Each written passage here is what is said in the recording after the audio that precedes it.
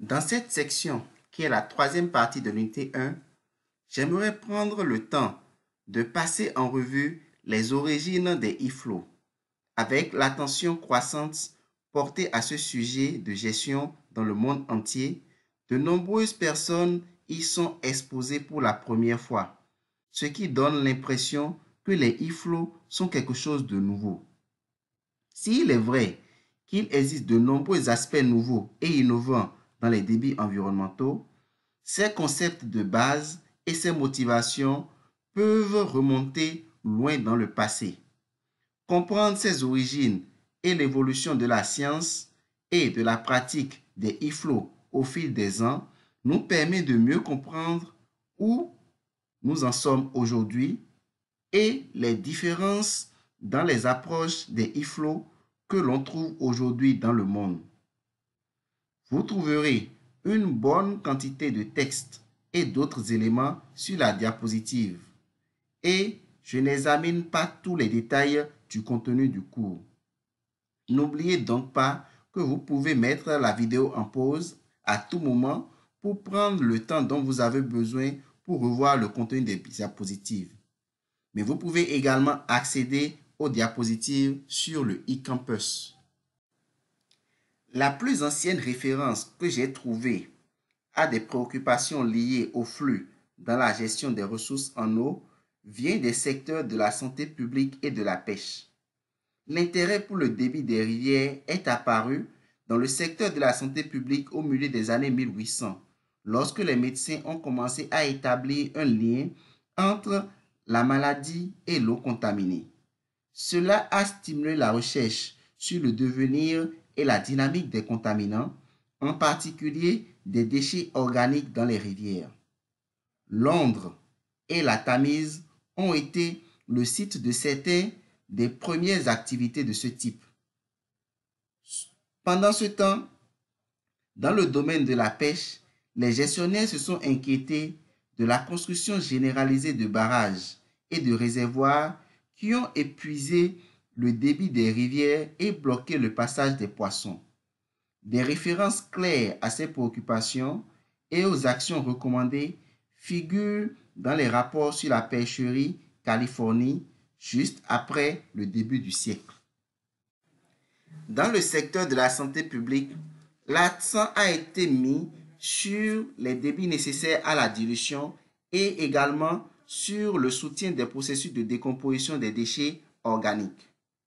En lisant ces tests, il est extraordinaire de voir à quel point les responsables de la santé publique étaient confiants dans les capacités d'autopurification des rivières, même avec de très faibles débits. La citation de Chandler, tirée d'un rapport de 1873, en est la preuve. La citation de Letébi, quant à elle, de 1867, montre que les responsables de la santé étaient déjà conscients de l'importance des facteurs de dilution et du temps suffisant pour permettre la décomposition des déchets grâce à une série de processus comprenant la décomposition microbienne, l'absorption par les plantes, l'oxydation et quelque chose en rapport avec les poissons. Retenez que le terme animaux infusorieux est une façon désormais inutilisée de se référer aux microbes. Les règles empêchant l'obstruction du passage des poissons dans les rivières remontent à la Magna Carta en 1215. Oui, il y a plus de 800 ans. Mais la première référence que j'ai trouvée à la nécessité d'un débit réservé vient du rapport de la California Fish Game Commission à partir de 1914. Dans ce document, le directeur des écloseries, M.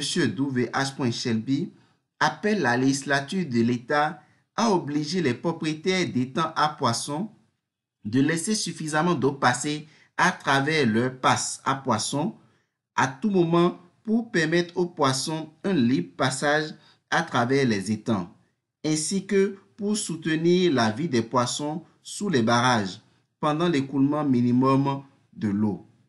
Il mentionne ensuite qu'il a étudié les conditions de faible débit pendant un certain nombre d'années et recommande que les rejets de débit requis soient équivalents à 10% de la quantité d'eau dans chaque rivière ou ruisseau mesurée à mi-chemin entre la tête de la rivière et l'embouchure.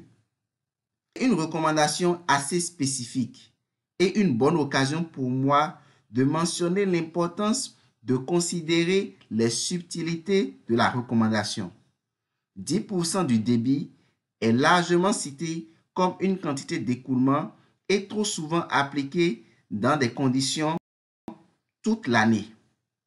Mais je n'ai jamais vu une étude sérieuse suggérant que 10% soit appliqué de cette façon pour atteindre des objectifs environnementaux. Shelby ne le suggère pas non plus. Un examen attentif de sa recommandation montre clairement qu'il suggère plutôt que cette quantité soit uniquement pendant la période d'étirage naturel de la rivière, qu'il a noté être en été ou en automne. Il s'agit donc d'un débit à protéger uniquement dans des conditions naturelles particulières de faible débit, pas à maintenir toute l'année.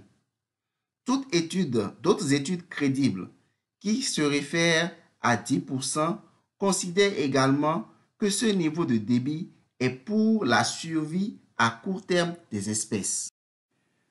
Un autre aspect intéressant du rapport de Shelby est sa référence à la difficulté d'amener les propriétaires de barrages à se conformer aux règles relatives au rejet de débits environnementaux.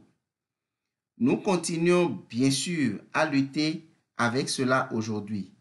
Dans son cas, il suggère que les rejets de 10% du débit d'été et d'automne qu'il recommande ne devraient pas avoir de conséquences graves sur la centrale électrique ou sur les irrigations. Il est vrai qu'il ne demande que 10% de l'eau pendant la période de débit minimum. Mais on ne connaît pas l'avis des exploitants du barrage sur ce point. Dans les années 50, la science des débits, liée à la fois à la santé publique et à la pêche, avait progressé de manière significative, mais largement indépendantes l'une de l'autre. Les applications des nouvelles connaissances se répandaient également dans le monde entier, mais à des rythmes et à des niveaux de succès très différents. Comme vous pouvez l'imaginer, l'intérêt fort et universel pour la santé publique a conduit à une diffusion rapide de l'application de cette forme de protection pour les débits. Les volumes recommandés étaient généralement assez petits et il y aurait d'autres distinctions importantes sont également apparues entre les deux approches de la science des débits par rapport à la pêche et à la santé publique. Dans le secteur de la santé publique, l'accent est passé de l'utilisation de la rivière comme système de traitement des déchets à la construction d'usines de traitement des déchets et à la réglementation des rejets des déchets. Les faibles débits des fleuves ne sont pas devenus un objectif de gestion des ressources en eau, mais plutôt un critère de conception pour les programmes de prévention de la pollution. On a ainsi demandé aux hydrologues de concevoir des indices statistiques pour les conditions naturelles de faible débit. Et ensuite, sur la base de ces indices, les régulateurs ont ensuite ajusté les rejets de pollution admissibles afin que les normes de qualité de l'eau soient respectées à tous les débits supérieurs aux conditions de faible débit. Des lois ont été également promulguées pour exiger que les débits utilisés dans les critères de conception soient protégés dans les processus d'attribution de l'eau, garantissant ainsi l'efficacité des mesures de prévention de la pollution. Prenez un moment pour réfléchir à l'approche adoptée par ce secteur et assurez-vous bien de comprendre la distinction avec l'approche antérieure axée sur les rivières. Les objectifs ont changé et j'ai insisté sur le fait que les IFLO visent à atteindre des objectifs. Le nouvel objectif n'était pas de préserver aucun niveau de santé fluviale. C'est uniquement pour contrôler la pollution de l'eau. Mais ces mesures fondées sur la santé publique des niveaux de débit minimum restent la seule forme de protection légale des débits dans de nombreuses régions du monde. Pendant ce temps, dans le secteur des pêches, les biologistes des pêches recherchaient les relations entre les niveaux de débit et les caractéristiques des habitats des poissons et de leurs ressources alimentaires. Ces connaissances ont été appliquées dans ce qui peut être la première évaluation des débits environnementaux basée sur l'écologie. En 1941, le gouvernement américain a commencé la construction du barrage et du réservoir Granby sur une partie supérieure du fleuve Colorado dans le but de fournir à la fois de l'énergie hydroélectrique et des eaux d'irrigation aux villes à croissance rapide et aux zones agricoles des plaines à l'est des montagnes rocheuses du Colorado.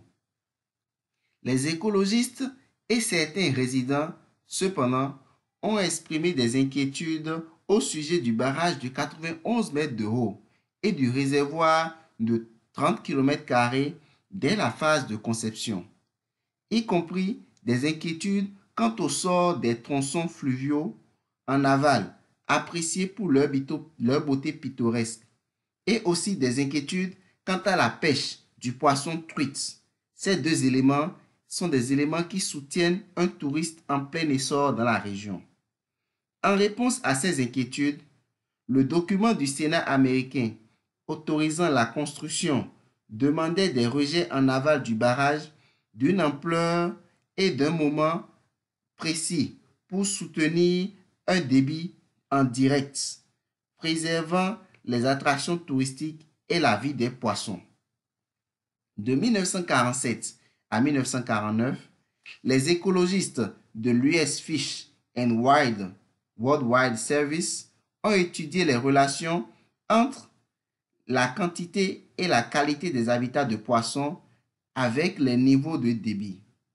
Ils ont fait la distinction entre les habitats des petits réservoirs et des rapides de différentes profondeurs et tiennent compte des caractéristiques de qualité de l'eau que la température de l'eau, la teneur en oxygène dissous, la productivité, les débris sensibles et les conditions favorables ou défavorables à la reproduction.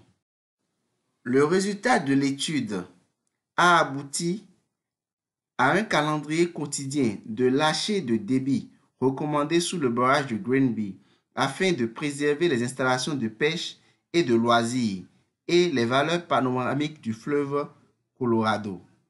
Mais comme nous le savons déjà par Shelby, il est considérablement difficile d'obtenir des propriétaires de barrages qui laissent passer suffisamment d'eau.